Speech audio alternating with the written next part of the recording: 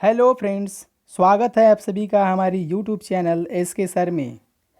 तो फ्रेंड्स, आज हम बात करने वाले हैं स्लैब डिज़ाइन के पार्ट 2 की। स्लैब डिज़ाइन का पार्ट 1 की हमने बात कर ली है। अगर आपने उस वीडियो को नहीं देखा है तो उस वीडियो को जाकर देख सकते हैं। तो फ्रेंड्स, जैसा कि हम देख रहे हैं कि सबसे पहले हम जो है कि स्लैब की मोटाई की बात करेंगे। फर्स्ट जो इसमें टर्म आता है मोटाई का आता है। ये जो स्लैब की मोटाई है, ये मोटाई कितनी होनी चाहिए। तो इस पे जो मोटाई होती है, स्लैब की जो मोटाई होती है, वो जो है कि लोडिंग पे डिपेंड्स करती है फ्रेंड्स। अगर आपकी लोडिंग आ रही है कुछ 5000 न्यूटन पर मीटर स्क्वायर की लोडिंग आ रही है, यूडीएल की लोडिंग आ रही है, तो आप जो है कि 4 सेंटीमीटर ले सकते हैं पर मीटर पार्ट में। यदि आपका पार्ट 2 मीटर का होगा तो आपकी जो मोटाई हो जाएगी वो 8 मीटर हो जाएगी। अगर आपका जो है कि पार्ट 3 मीटर का है तो आपका 12 मीटर की मोटाई हो जाएगी। तो फ्रेंड्स, ये जो इसकी मोटाई होती है वो डिपेंड्स करती है लोडिंग पे कि लोडिंग आपकी कितनी आ रही है। अगर आपकी लोडिंग जो है कि 10,000 न्यूटन पर मीटर स्क्वायर हो जाए, अगर आपकी लोडिंग जो है 10,000 न्यूटन पर मीटर स्क्वायर हो जाए फ्रेंड्स, तो आपकी जो मोटाई होगी स्लैब की वो 6 मीटर होगी। ये भी प्रति मीटर पार्ट होती है। अगर आपकी पार्ट जो है कि 2 मीटर्स की हो जाए तो आपकी मोटाई ले लेंगे 6 2 जा 12 मीटर ले लेंगे फ्रेंड्स। अब अगर आपकी पार्ट 3 मीटर्स की हो जाए तो 18 मीटर्स ले लेंगे। तो आशा करते हैं फ्रेंड्स कि आपको ये मोटाई का कॉन्सेप्ट समझ में आ चुका होगा। उसके बाद हम जो है कि प्रभावी पार्ट लेते हैं, इफ़ेक्टिव डेप्थ, इफ़ेक्टिव स्पान लेते हैं। इफ़ेक्टिव स्पान जैसे आपका ये सपोर्ट हुआ, उसके ऊपर आपकी ये स्लैब हो गई है, तो सपोर्ट के मध्य से, ये सपोर्ट है इसका मध्य है, तो मध्य से मध्य की, सपोर्ट के मध्य से मध्य की दूरी लेते हैं, ये इसको कहते हैं इफ़ेक्टिव स्पान, प्रभावी पार्ट।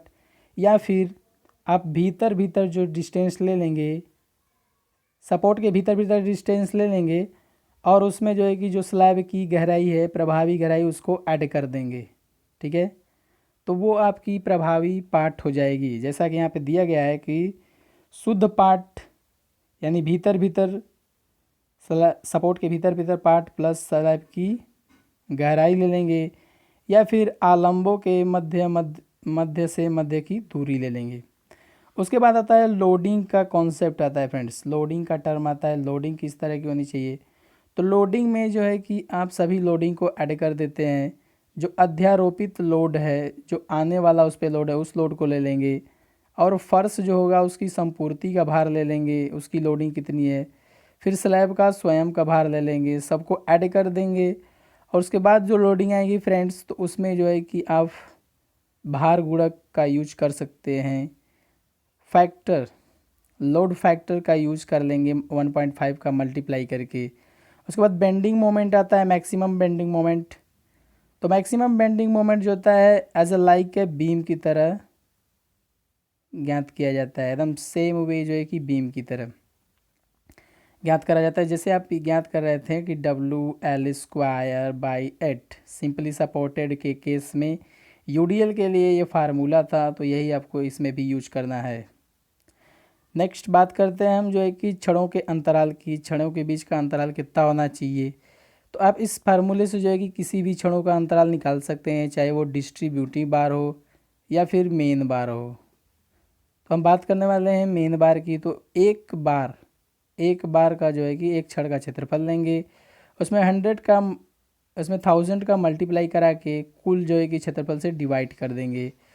ये जो 1 मीटर की हमने चौड़ाई ली थी स्लैब से, 1 मीटर की चौड़ाई ली थी, इस चौड़ाई में जो है कि फ्रेंड्स जितने भी बार आएंगे उन पूरे बार का क्षेत्रफल ही कुल क्षेत्रफल होता है।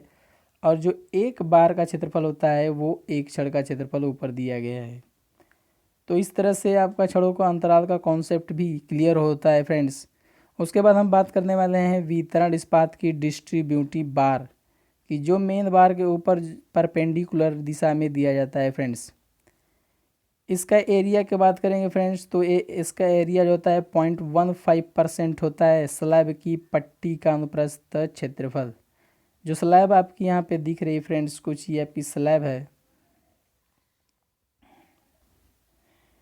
तो फ्रेंड्स जो आप जो वितरण इस्पात का क्षेत्रफल कैसे लेंगे, 0.15% लेते हैं स्लैब की अनुप्रस्थ क्षेत्रफल। जो ये आपकी स्लैब थी जिसको हमने जो कि 1-1 मीटर की पट्टी में इसकी हम बात कर रहे थे फ्रेंड्स ओनली जो है कि, तो ये कुछ आपकी हो जाती है, ये जो आपको पूरा सेक्शन है आपका, ये अनुप्रस्थ काट का क्षेत्रफल, इसका जो है कि 0.15% ले लेंगे तो वही आपकी जो है कि वितरण इस्पात का एरिया हो जाएगा। ठीक है फ्रेंड्स, जैसा कि यहाँ पे आपको दिखाया गया है फ्रेंड्स, ये चौड़ाई आपकी है 1000 और आपकी गहराई है कैपिटल डी। यहाँ पे जैसे आपको लिख दिया गया है फ्रेंड्स, ये आपकी 1000 है और ये आपकी कैपिटल डी है फ्रेंड्स। तो आशा करते हैं फ्रेंड्स आपको इजीली समझ में आ रहा होगा।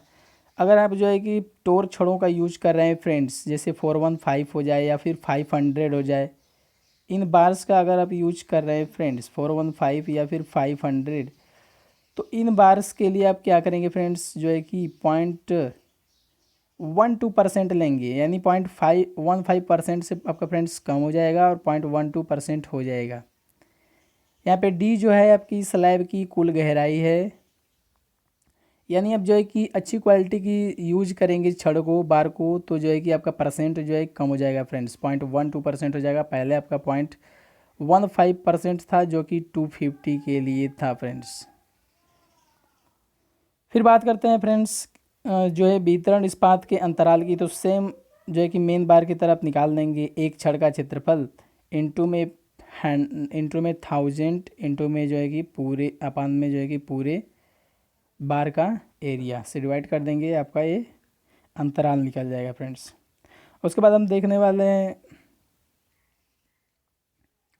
जैसे आपको दिख रहा है फ्रेंड्स कुछ, इसको हम जूमिंग करके देख लेते हैं। ये आपकी कुछ फ्रेंड्स ये मेन बार दिख रही हैं, ये मेन बार दिख रही हैं फ्रेंड्स आपको, और उसके बाद ये जो इसके परपेंडिकुलर है ये डिस्ट्रीब्यूटिव बार है। ये परपेंडिकुलर जो बार है ये डिस्ट्रीब्यूटिव बार है फ्रेंड्स। और ये छोटा पार्ट आपका है बी और ये आपका बड़ा पार्ट क्या है, कैपिटल एल है। फिर उसके बाद फ्रेंड्स देखते हैं हम जो है कि कर्टेलमेंट की, कर्टेलमेंट जो क्षणों को कम किया जाता है वो किस तरीके से किया जाता है।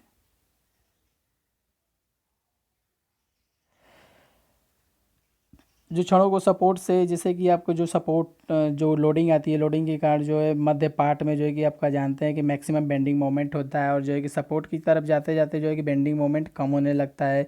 तो L/10 के डिस्टेंस पे फ्रेंड्स जो है कि बेंडिंग मोमेंट जो होता है सपोर्ट से L/10 के डिस्टेंस पे, ये आपका L/10 है, L/10 के डिस्टेंस पे जो बेंडिंग मोमेंट होता है वो 50% से भी कम हो जाता है। इसलिए हम जो है कि वहाँ पे छड़ों को कट कर सकते हैं या फिर जो है कि उनको मोड़ कर बेंड करके जो है कि ऊपर संपीड़न एरिया में ले जा सकते हैं, जिससे वो जो है कि शियर रेजिस्ट करने का काम करती हैं फ्रेंड्स। तो फिगर को जूमिंग करके कुछ देख लेते हैं फ्रेंड्स। जैसा कि फ्रेंड्स आपको दिख रहा है यहाँ पे जो है कि यहाँ से यहाँ तक आपका 100% बार है। उसके बाद ये आपकी सपोर्ट से L/7 की ये डिस्टेंस है, यहाँ से जो है कि 45 डिग्री पे ये बार्स को मोड़ दिया गया है फ्रेंड्स, और 50% बार को मोड़ने के बाद उसको ऊपर संपीड़न एरिया में ले गया गया है। ठीक है, तो यहाँ पे दिख रहा है आपका 0.5%, 0.5 ST है, ये आपका पूरा ST है, और इधर भी आपका 0.5 ST, यानी आधी आधी छड़ें बट गई, आधी छड़ी ऊपर चली गई और आधी छड़ी नीचे हैं फ्रेंड्स। सेम वे इसी तरीके से इधर भी आपका ऐसे कर दिया जाता है फ्रेंड्स। ये आपकी जो डिस्टेंस होती है L/10 डिस्टेंस होती है। L जो होती है आपकी इफ़ेक्टिव पार्ट होती है, प्रभावी पार्ट होती है, और जो कैपिटल L होती है वो शुद्ध पार्ट होती है, जो सपोर्ट के भीतर से भीतर की डिस्टेंस होती है। तो फ्रेंड्स बहुत ही इजी कॉन्सेप्ट है, वेरी वेरी सिंपल है।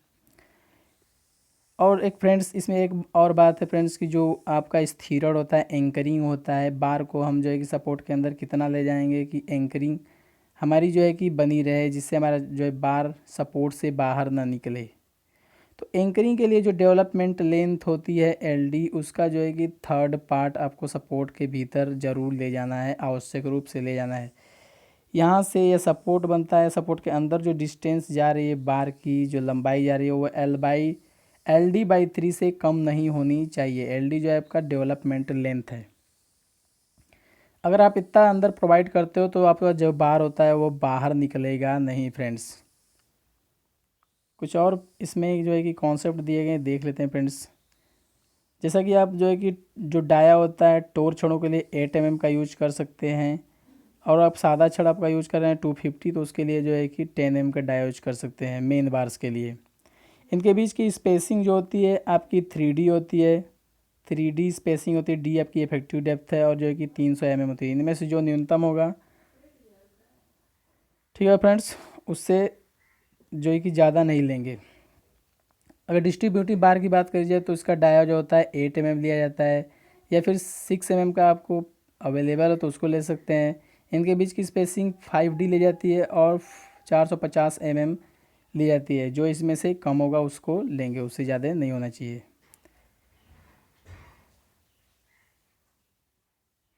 फिर नेक्स्ट आपका एक क्वेश्चंस है, वेरी वेरी सिंपल क्वेश्चंस है, इसको हम कर लेते हैं।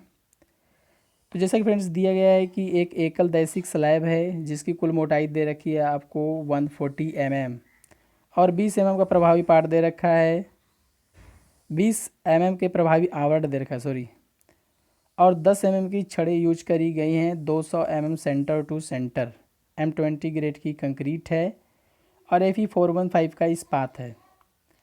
इसके लिए जो है कि हमें चरम आघूर्ण प्रतिरोध ज्ञात करना है, ultimate moment of resistance find out करना है फ्रेंड्स। तो बहुत ही इजी जो है कि ये न्यूमेरिकल है, इसलिए इसको हमने इसमें लगाया हुआ है। तो आइए हम देख लेते हैं इस न्यूमेरिकल को। तो फ्रेंड्स जो है कि हम ऊपर ऊपर ओवरव्यू कर लेते हैं कि क्वेश्चन किस तरह से लगेगा। ठीक है फ्रेंड्स, आपके पास जो होता है, जो चरम प्रतिरोध आघूर्ण होता है, अल्टीमेट जो मोमेंट ऑफ रेजिस्टेंस होता है, उसके लिए दो फार्मूले होते हैं। अगर आपका जो सेक्शन है अंडर रेनफोर्समेंट है तो उसके लिए फार्मूला होता है अलग, अगर आपका ओवर रेनफोर्समेंट है तो उसके लिए जो है कि आपका फार्मूला अलग होता है। ठीक है, अगर अंडर रेनफोर्स्ड सेक्शन है तो उसके लिए होता है फार्मूला M=, होता है 0.87 FY/AST ब्रैकेट्स में D-0.42 XU होता है। तो ये फार्मूले का आप यूज कर सकते हैं अगर आपका अंडर रीइंफोर्स्ड है। अगर आपका ओवर रीइंफोर्स्ड है तो आप जो है कि कंक्रीट वाला टर्म यूज कर सकते हैं, M=0.36 FCK XU into B brackets में D-0.42 XU। तो इन दोनों फार्मूलों का आप यूज कर सकते हैं। तो उससे पहले जो है कि आपको फाइंड आउट करना पड़ेगा कि सेक्शन आपका अंडर रीइंफोर्स्ड है या फिर ओवर रीइंफोर्स्ड है। तो इसके लिए हम क्या करते हैं फ्रेंड्स, इसके लिए सबसे पहले जो है कि हमें XU की वैल्यू फाइंड आउट करनी पड़ेगी। XU के लिए actual depth of neutral axis, और उसके बाद XU लिमिटिंग की वैल्यू फाइंड आउट करनी पड़ेगी, और दोनों को कंपेरिजन कराएंगे जिससे हमें पता चल जाएगा कि जो सेक्शन है अंडर रीइंफोर्स्ड है या फिर ओवर रीइंफोर्स्ड है। तो फ्रेंड्स जैसा कि दिया गया है आपको इफेक्ट पूरी डेप्थ दी गई है, कैपिटल D 140 mm दे रखा है। ठीक है, इसमें से जो है कि अगर आपको इफेक्टिव डेप्थ निकालनी है तो इफेक्टिव डेप्थ निकाल देंगे 140 माइनस में 20, तो इक्वल हो जाएगा आपका 120 mm। इफेक्टिव डेप्थ आपकी आ जाएगी, एक कवर को हमने घटाया है तो आपकी 120 mm आ जाएगी। ठीक है, उसके बाद जो है कि हम लिख लेंगे एरिया ऑफ स्टील निकाल देंगे, AST निकाल देंगे। आपको जो है कि दिया है 10 mm डाया का बार दिया है, तो उसका स्टील इसका जो है कि क्षेत्रफल निकाल देंगे तो आपका हो जाएगा 79 mm²। तो ST भी आपका निकल गया। उसके बाद B, जैसा कि आप जानते हैं कि हम 1000 mm की पट्टी लेते हैं, तो B हो जाएगा आपका 1000 mm चौड़ाई हो जाएगी। तो एक पट्टी में इसके बाद जो है कि एक पट्टी में प्रबलन क्षणों का क्षेत्रफल निकालेंगे फ्रेंड्स, कि एक पट्टी में जो है कि क्षणों का क्षेत्रफल कितना होगा। तो एक पट्टी में हम कैसे क्षणों का क्षेत्रफल निकालेंगे, तो AST जो होता है एक पट्टी में कुल क्षणों का क्षेत्रफल कितना होगा। तो एक क्षण का क्षेत्रफल निकाल देंगे A5 इंटू में 1000 अपान में हो जाएगा क्षण अंतराल। ओके फ्रेंड्स, इसमें वैल्यूज़ पुट कर देंगे हम। ये आपका क्षण अंतराल का फार्मूला है कि एक क्षण का क्षेत्रफल इंटू में 1000 अपान में जो है कि कुल क्षणों का क्षेत्रफल। तो यहाँ से कुल क्षणों का क्षेत्रफल निकाल सकते हैं 1 मीटर की लंबाई में, चौड़ाई में जो है कि, तो ये 79 लिख लेंगे इंटू में 1000 अपान में क्षणों का अंतराल क्या दिया है, 200 mm दिया है। ठीक है फ्रेंड्स, उसके बाद जो है कि हम इसको सॉल्व करेंगे तो आपके AST की वैल्यू आएगी 395 mm²। उसके बाद जो है कि आपकी ST की वैल्यू आ गई। अब जो है कि हम निकालेंगे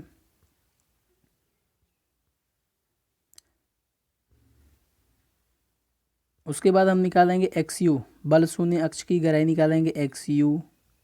XU आपका फार्मूला लगभग सबको आता होगा 0.87 FY AST अपान में 0.36 FCK इंटू B। ठीक है फ्रेंड्स, इसमें वैल्यूज़ को पुट करेंगे तो वैल्यूज़ पुट करने के बाद जो फाइनली आंसर आएगा XU की, वो आपकी हो जाएगी 19.8 mm। उसके बाद फ्रेंड्स जो है कि हम क्या करेंगे कि XU लिमिटिंग की वैल्यू निकाल देंगे। तो आपका जो बार आपने यूज किया है Fe415 है, इसके लिए जो XU लिमिटिंग की वैल्यू हो जाएगी वो आपकी हो जाएगी 0.48 D हो जाएगी।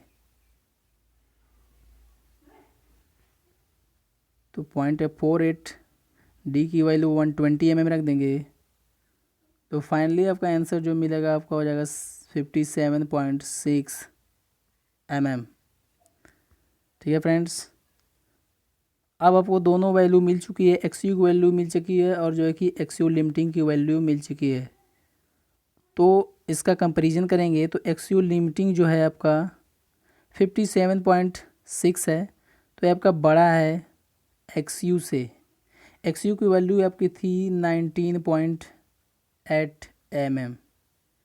ठीक है फ्रेंड्स, तो आपकी XU की वैल्यू क्या है, ज़्यादा है, बड़ी है XU लिमिटिंग से। तो ये आपका जो खंड होगा अंडर रीइंफोर्स्ड होगा। ठीक है, अल्प प्रबलित खंड होगा। तो इसके लिए जो है कि हम जो यूज़ करने वाले हैं फार्मूला मैक्सिमम रेजिस्टिंग फोर्स का, मैक्सिमम जो है कि मोमेंट ऑफ रेजिस्टेंस का फार्मूला जो यूज करेंगे हम MU इज इक्वल टू, वो स्टील के लिए यूज करेंगे क्योंकि अंडर रीइंफोर्स्ड है। तो 0.87 FY AST D minus 0.42 XU। ठीक है फ्रेंड्स, इसमें वैल्यूज़ रखेंगे, सभी वैल्यूज़ रखेंगे। तो वैल्यूज़ रखने के बाद फाइनली जो आपका आंसर मिलेगा वो आपका हो जाएगा 15.93 किलो न्यूटन इंटू मीटर। तो वेरी इजी कॉन्सेप्ट था और वेरी इजी न्यूमेरिकल था, बहुत ही आसान न्यूमेरिकल था। आशा करता हूँ कि सभी लोगों को समझ में आ चुका होगा। तो फ्रेंड्स आज के लिए इतना ही, फिर मिलेंगे नेक्स्ट वीडियो में और ऐसे ही जो है कि न्यूमेरिकल के पार्ट्स हम लेके आने वाले हैं आगे भी। तो अगर आपको वीडियो अच्छा लगा है तो वीडियो को लाइक कीजिए, अपने दोस्तों के साथ शेयर कीजिए और जो है कि चैनल को सब्सक्राइब कीजिए। तो मिलते हैं नेक्स्ट सेशन में, तब तक के लिए बाय बाय, गुड।